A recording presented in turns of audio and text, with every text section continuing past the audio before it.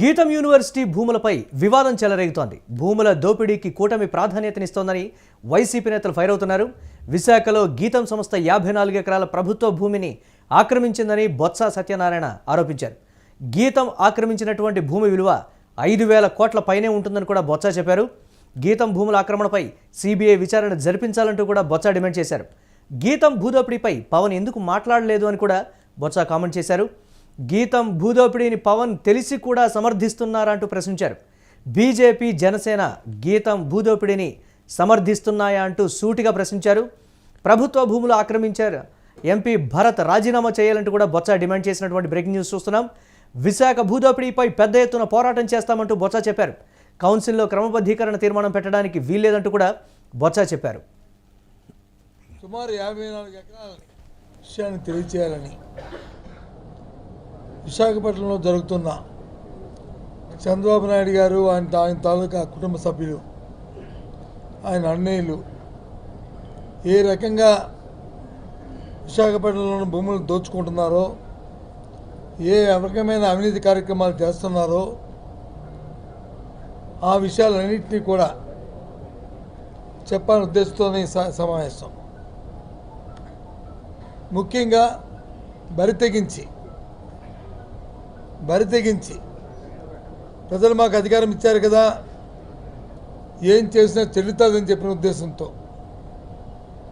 సుమారు 54 ఎకరాలని 54 ఎకరాల 79 సెంట్లని రేపు 30వ తారీఖు నాడు జరిగే జీఎంసీ కౌన్సిల్ సమావేశంలో దాన్ని రెగ్యులేట్ చేయడానికి గీతం యూనివర్సిటీకి ఇవ్వడానికి పెట్టారంటే ఇక చంద్రబాబు నాయుడు గారి తాలూకా అవినీతి కార్యక్రమం, ఏ విధంగా భూదోపిడీ, ఏ విధంగా వాళ్ళు చేస్తున్న కార్యక్రమం రాష్ట్ర ప్రజలందరూ ఆలోచించాలని కోరుతున్నాను. చెప్పే వచ్చి శ్రీరంగ నీతులు, తినే వచ్చి చేస్తున్న వచ్చి ఏ రకంగా వాళ్ళు చేస్తున్నారు ఇవన్నీ కూడా. ఈ ధర్మాన్ని అడుగుతున్నాం, ఇదేనా మీ పరిపాలన తాలూకు నీతిని అడుగుతున్నాం. ఏ రకంగా ఈ కార్యక్రమాన్ని మీరు పెడతారు? ఎక్కడుంది మీకు హక్కు? ఇది సుమారు 5,000 కోట్ల రూపాయలు. అంతకుముందు ఇంకొక 5,000 కోట్ల రూపాయలని ఈ రోజున మార్కెట్ విలువ తెలుసుకుంటే చంద్రబాబు కుటుంబ సభ్యులకి ఇది పరాకాష్ట. సాక్షాత్తు విద్యామంత్రి మంత్రి నా తోడలు సంస్థకు వచ్చి దీన్ని కేటాయింపు చేయమని మరి ఆయన లేఖ రాస్తే ఏమైనా ఆలోచన ఉందా? అసలు ప్రజాస్వామ్యం మీద గౌరవం ఉందా? అసలు ప్రజలంటే మీకు భయం ఉందా? ఇది దోపిడీ, ఇదే దోపిడీ. ఏం చేస్తున్నారు? నేను అడుగుతున్నాను కూటమి ప్రభుత్వంలో పెద్దల్ని, భారతీయ జనతా పార్టీ పెద్దలను అడుగుతున్నాను, భారతీయ జనతా పార్టీ పెద్దలను అడుగుతున్నాను. నేను డిమాండ్ చేస్తున్నాను, మీరు ఈ భూ కబ్జాకి, ఈ జరుగుతున్న ఈ దోపిడీకి మీరు సమర్థిస్తున్నారా? మీరు ఇందులో భాగస్వాములా? ఈ అవినీతిలో భాగస్వాములా? మీరు మీ తాలుగా మీ వివరణ మీరు చెప్పాలి.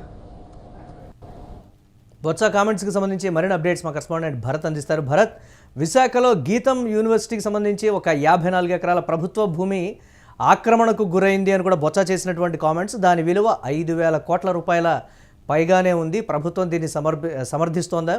దీనికి సంబంధించి భారతీయ జనతా పార్టీ కావచ్చు, జనసేన కావచ్చు, తెలిసి ఎందుకు మాట్లాడటం లేదు అనేటువంటి సూటి ప్రశ్న కూడా బొత్స సత్యనారాయణ సంధించినటువంటి పరిస్థితి. అసలు ఏం జరుగుతుందనేటువంటి ఒక ప్రశ్న. అప్డేట్స్ ఏంటి అసలు?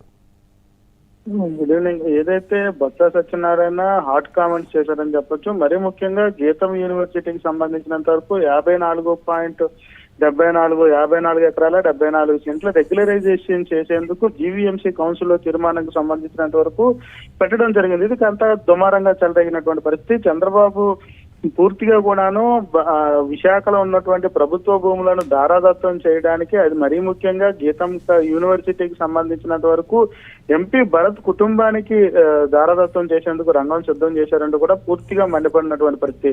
ఆ 54 ఎకరాలకు సంబంధించినంత వరకు సుమారు నేడు 5,000 కోట్ల రూపాయలు దాని భూమి విలువ ఉంటుందంటూ కూడా పూర్తి స్థాయిలో ధ్వజమెత్తారంటూ కూడా చెప్పాల్సినటువంటి సిచ్యువేషన్ అయితే కనిపిస్తుంది. ఈ అంశం పైన జీవీఎంసీలో ఉన్నటువంటి జీవీఎంసీ కమిషనర్ ని కలవడంతో పాటుగా 29వ తేదీన ఏదైతే ఈ 54 ఎకరాలని ఇవ్వడానికి రంగం సిద్ధం చేసినటువంటి పనిలో అది కబ్జాకు గురైంది, దాన్ని పరిశీలన చేస్తామని, అదేవిధంగా 30వ తేదీన కౌన్సిల్లో తీర్మానం ప్రవేశపెట్టబోతున్నటువంటి కౌన్సిల్ తీర్మానాన్ని పూర్తిగా వ్యతిరేకిస్తూ అదే రోజు జీవీఎంసీ గాంధీ చౌక్ వద్ద కూడా ధర్నా చేయడంతో పాటుగా ప్రభుత్వం దాన్ని ముందుకు తీసుకువెళితే ఖచ్చితంగా తదుపరి కార్యాచరణ ఎవరైతే కలిసి వస్తారో వాళ్ళతో పోరాటం చేసేందుకు రంగం సిద్ధం చేస్తామంటూ కూడా పూర్తి స్థాయిలో బొత్స సత్యనారాయణ మండిపడినటువంటి పరిస్థితి కనిపిస్తా ఉంది. మరీ ముఖ్యంగా గీతం యూనివర్సిటీకి సంబంధించినంత వరకు అదొక స్వచ్ఛంద సంస్థ, లేకపోతే విద్యాబుద్ధులు ఫ్రీగా నేర్పిస్తున్నారా, ఏ ప్రాతిపదికన ప్రభుత్వం 54 ఎకరాలు కేటాయించడానికి ప్రతిపాదన రూపొందించిందంటూ కూడా తీవ్ర స్థాయిలో ధ్వజమెత్తినటువంటి పరిస్థితి.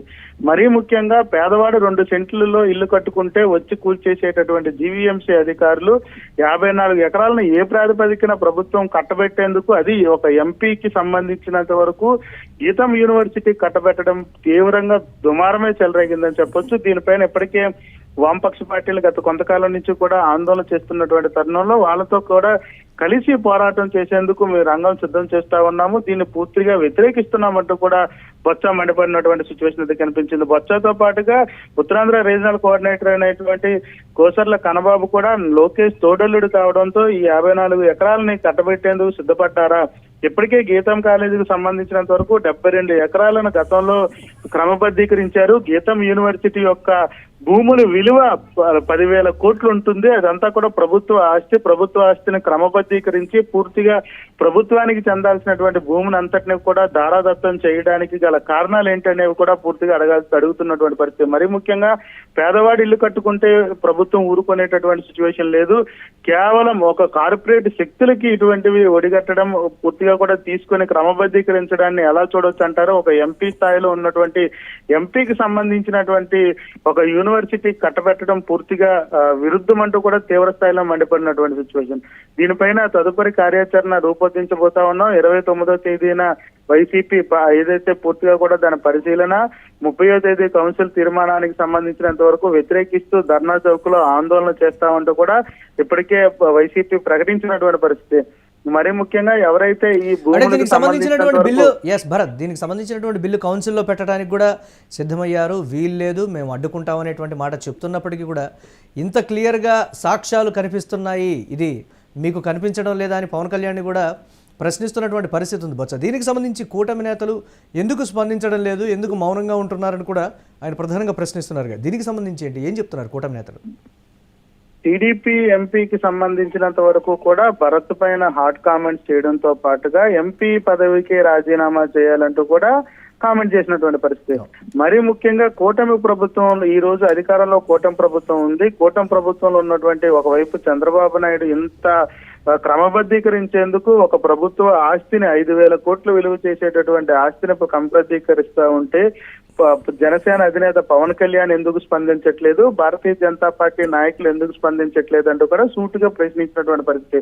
గతంలో చిన్న ఇష్యూ జరిగితే పవన్ కళ్యాణ్ వచ్చి ఆందోళన చేసేటటువంటి వ్యక్తి దీన్ని ఎందుకు సహించట్లేదు, వీళ్ళకి కూడా మీకు కూడా వాటాలు ఉన్నాయా అంటూ కూడా తీవ్రంగా విమర్శలు చేసినటువంటి పరిస్థితి, వాళ్ళని పూర్తిగా క్వశ్చన్ చేసేటటువంటి ప్రక్రియ కనిపించిందని చెప్పొచ్చు. మరీ ముఖ్యంగా కూటమి నేతలు ఆంధ్రప్రదేశ్ లో ఉన్నటువంటి మరీ ముఖ్యంగా విశాఖలో ఉన్నటువంటి భూములన్నింటినీ కూడా దోచేసుకుంటున్నారు, దీన్ని పూర్తిగా వ్యతిరేకిస్తామంటూ కూడా బొత్స సత్యనారాయణ చెప్తా ఉన్నారు. దీనిపై ఏదైతే 29 ప్రాంతాన్ని విజిట్, 30వ తేదీన ప్రవేశపెట్టబోయేటటువంటి బిల్లును వ్యతిరేకిస్తూ దానికి ఆందోళనగా ఏదైతే ధర్నా చౌక్ లో ఆందోళన చేస్తూ తదుపరి కార్యాచరణ కూడా చేస్తాం, ఖచ్చితంగా ప్రభుత్వ భూమి ప్రభుత్వానికి చెందేలాగే చూస్తాం తప్ప ప్రభుత్వ భూములను క్రమబద్ధీకరిస్తే ఊరుకునేదే లేదు, దీనిపైన ఖచ్చితంగా అందరూ స్పందించాలంటూ కూడా ఘాటైన వ్యాఖ్యలు చేసినటువంటి పరిస్థితి. పవన్ కళ్యాణ్ మీద కూడా చాలా తీవ్ర స్థాయిలో ఘాటైన వ్యాఖ్యలు చేసినటువంటి సిచ్యువేషన్ ఉంది. ఒక డిప్యూటీ